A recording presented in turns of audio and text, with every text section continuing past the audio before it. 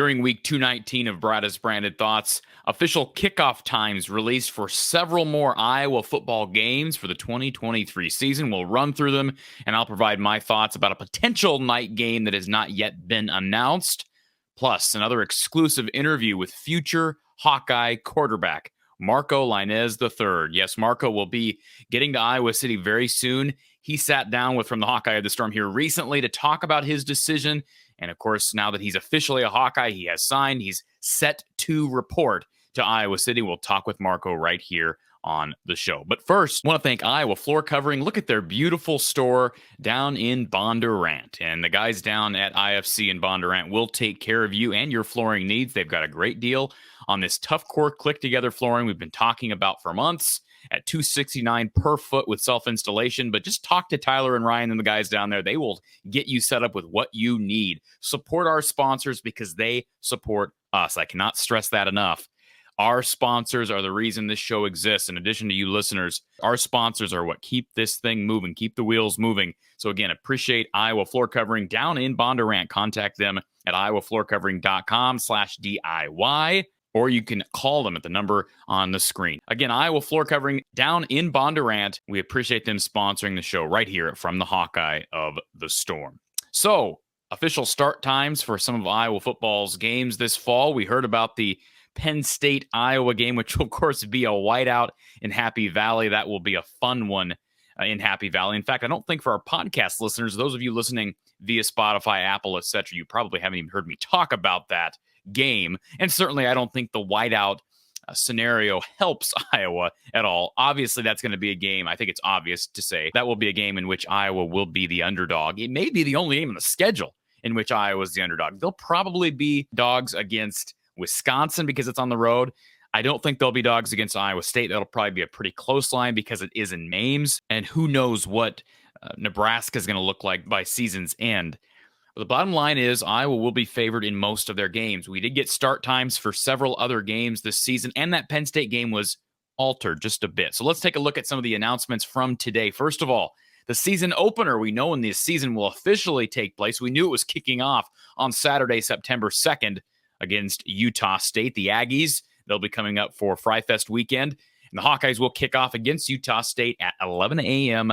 Central Time, and it will be televised on the Big Ten Network's primary partner, that's Fox, specifically FS1. 11 a.m. Central Time on FS1 for the Hawkeyes and the Aggies. Iowa should be large favorites in that one. But of course, that will be our first real look at Cade McNamara in a Hawkeye uniform. We saw him a little bit in spring practice. We anticipate to see him going pretty much full speed at Kids Day in August, assuming he doesn't suffer from any setbacks this summer.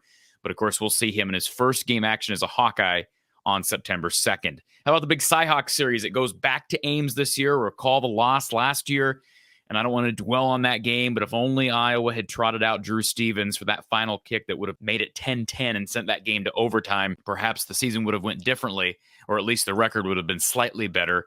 Regardless, they lose that game, and if it wasn't for a miserable offensive performance, they probably would have escaped because, boy, special teams defense, incredible as always. Boy, and they were good 2 years ago in Ames. Remember all the turnovers that defense created against Brock Purdy and company? I think back to the interceptions from Seth Benson, Matt Hankins, the scoop and score from Jack Campbell. And, of course, that was off of a Justin Jacobs strip. So Iowa has had some success of late in Ames. I think back to 2019, they won that game in Ames as well on the muffed punt. Another special teams gaffe for the Cyclones. This one will be fun because the game will likely finish. It won't finish at night, but the sun will be setting on Jack Trice Stadium and a rowdy Cyhawk series game. That will be a fun one, and it will be televised nationally on Fox on September the 9th. And by the way, you'll probably get some of our coverage, probably get some from the Hawkeye of the Storm coverage from outside the stadium. No guarantees right now. You go back 2 years ago when they were here at Ames, we got to do some fun stuff for the pregame festivities. College game day was there. I don't expect game day to be returning. I think we're going to see less and less game day experiences at Big Ten events. However, this is involving a Big 12 team at Iowa State coming off a poor season. That game will kick off at 2:30 p.m. Central Time. How about the Gold Out game in Kinnick, September 16th against Western Michigan? The Hawkeyes will once again be heavy favorites. Western Michigan dealing with a lot of attrition via the transfer portal. Their best receiver is now a Minnesota Golden Gopher and Corey Crooms. They will travel to Iowa City and take on what should be a raucous crowd, especially if the Hawks take care of business at Iowa State the week prior. This, of course, will be 1 week in advance of that Penn State showdown out in State College.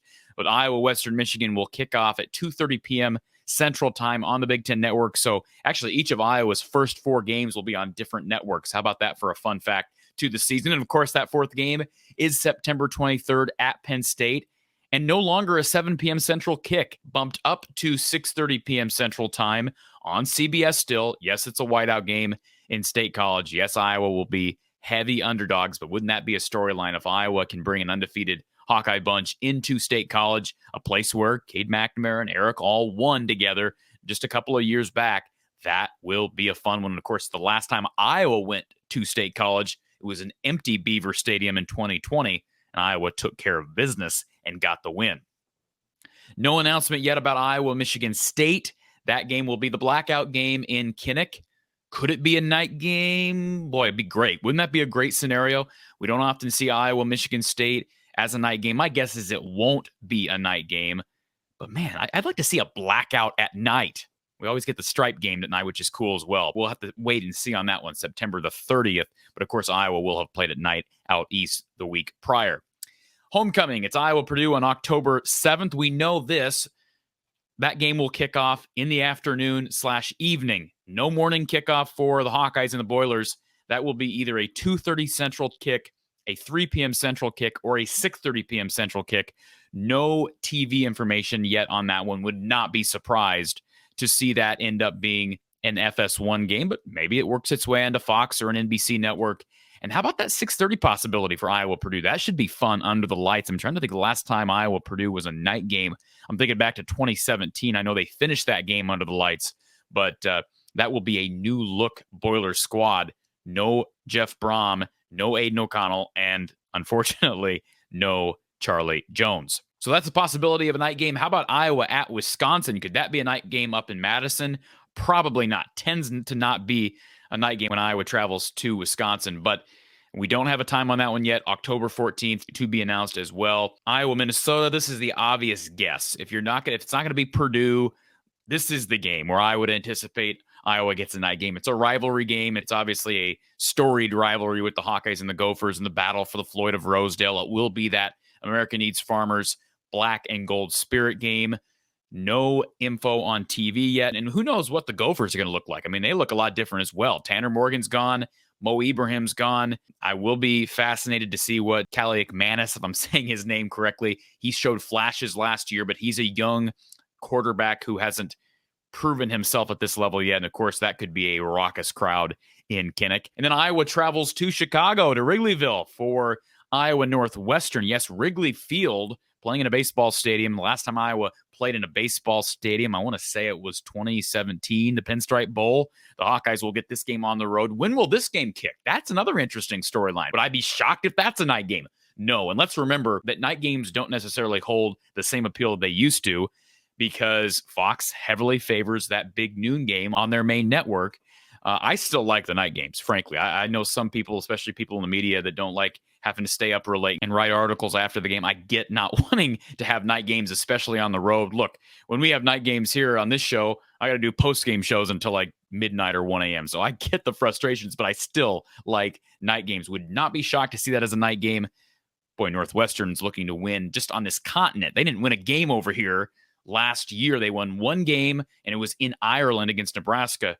Week 0. Iowa and Rutgers. Let's think back to last season. A Rutgers team that was okay. Defensively, they were pretty good. Offensively, they were a mess. Iowa took it to the Scarlet Knights out in Piscataway. That game was a night game. So again, it's hard to predict these things with how the TV deals, the rights, etc. have changed. This game's still yet to be announced as far as TV and kickoff time, but that game will take place on Saturday, November 11th. How about Saturday, November 18th? It's the Hawkeyes and the Illini. Still no time or TV set for this one. It will be senior day in Kinnick Stadium, and could it be the last time we see a guy like Cooper DeJean? Unbelievable. That kid got here a couple of years ago, and he's eligible to leave after this season, and I would not be shocked if he does, if he has a coming out party that I think a lot of us expect him to, and maybe Cade McNamara leaves. He's got an extra year if he wants it. That might be his last game in Kinnick Stadium as a Hawkeye. So we'll just have to wait and see. And then, of course, the big showdown, the Black Friday showdown on November 24th at Nebraska. We know now this will be a CBS game. So this is kind of a fascinating scenario. They'll get an 11 a.m. kick. I don't love the 11 a.m. kicks, but on Black Friday, I get it. It will be on CBS. Yes, another CBS game for the Hawkeyes. We may get several. And I talked to Mark Rogers about this the other day. I love the idea of Iowa and the Big Ten getting all these games sprinkled on Big Ten Network and Fox Sports 1. I don't love the idea of Peacock. I get people's frustrations about that, although I don't think we're going to be seeing any Iowa football games on Peacock. We're going to be seeing some basketball games likely down the road on Peacock. But, CBS is a great network, and we haven't seen football on NBC minus some NFL and, of course, Notre Dame for quite some time. So this should all be fun to watch. This will be really fun to watch.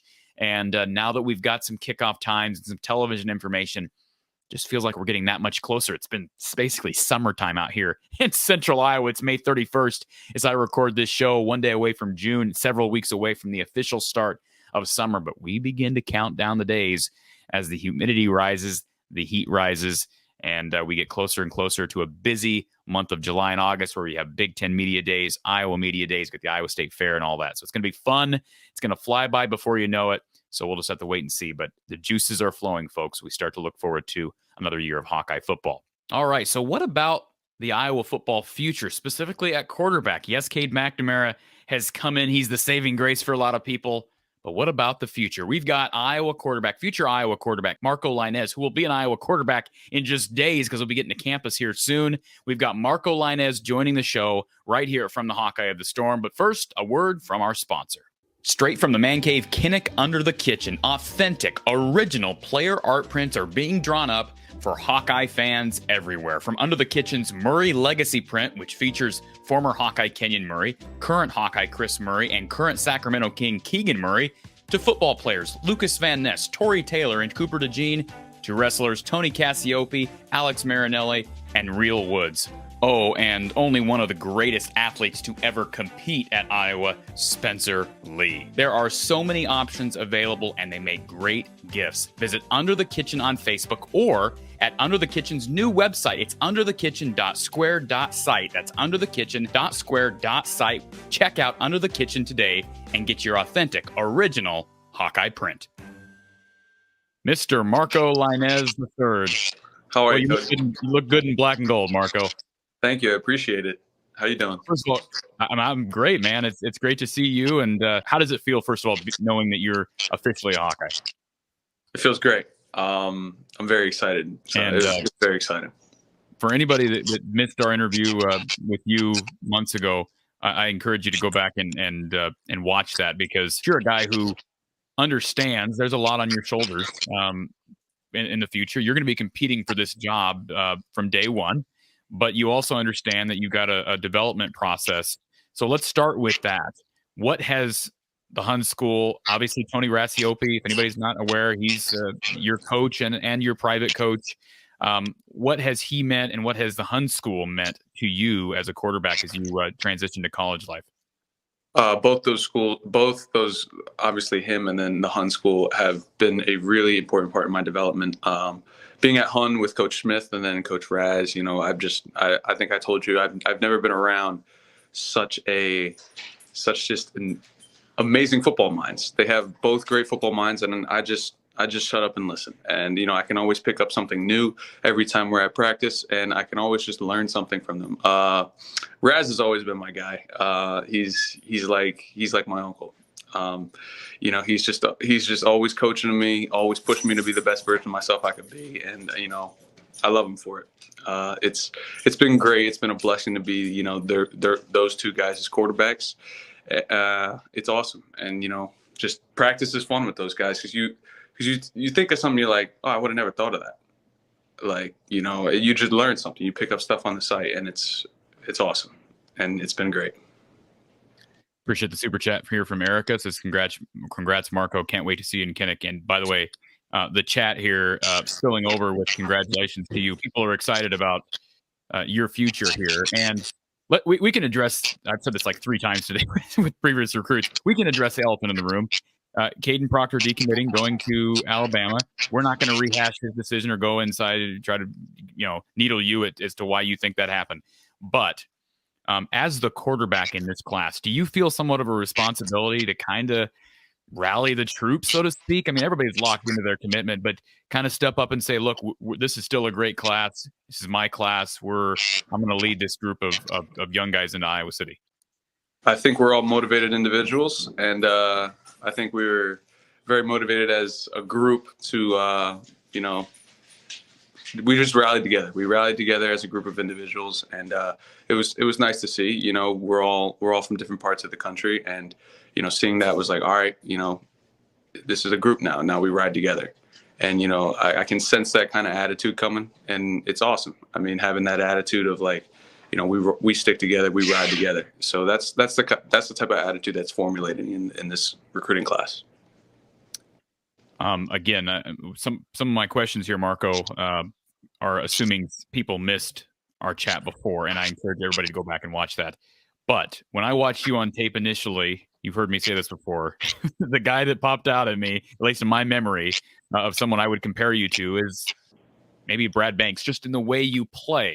Now, you recognize you got a lot to do to live up to a guy who was a Heisman finalist. But it's funny, when you and I first met, you said the same thing to me. You said, I actually looked up to Brad Banks and how he played, which was just ironic to me, kind of eerie, because we're on the same page in that. So talk a little bit about your fandom of Brad Banks, and how did you end up growing up an Iowa guy having lived in New Jersey? Well, so I right after we hopped off that call, I reached out to him. I was like, maybe he'll respond. And we actually had a few conversations. And then throughout this year, I talked about, a lot. I showed him a lot of the runs I had, and I was like, hey, I mean, I know I'm no good, but this makes me think of you. And he's like, hell yeah, like that looks good. And so it was cool to see that, like that response from him, because growing up, obviously he was in college when I was a really young kid, but as I learned the game, and as I became an Iowa fan, I got to see all the great quarterbacks of the past, Nate, Brad, Tate, all those guys. I just looked up highlights of them, and I was like, wow, this guy, I like the way this guy plays. And I've always been that type of quarterback. I've always been an improviser, playmaker. I think the best part of the game is like when the defense has no idea what the hell you're doing back there, and whether you're in the pocket, outside the pocket, or making plays with your legs. And he showed that, and I see that, and I was like, okay, how can I implement that into my game? And I mean, I'd say more or less in these past few years, I've been ever since I started getting recruited from Iowa, and then I just started to become more invested in it and more invested in the process. And then I understood who Brad was as a player. And I was like, wow, I'd like to be like that. You are going to be a part of a very unique quarterback room, right? So you know about Cade McNamara transferring in. Yes, sir. He is a guy who is seasoned, who has played college football at the highest level there is, winning a Big Ten championship, going to the college football playoff. What do you hope to attain, maybe learning behind him?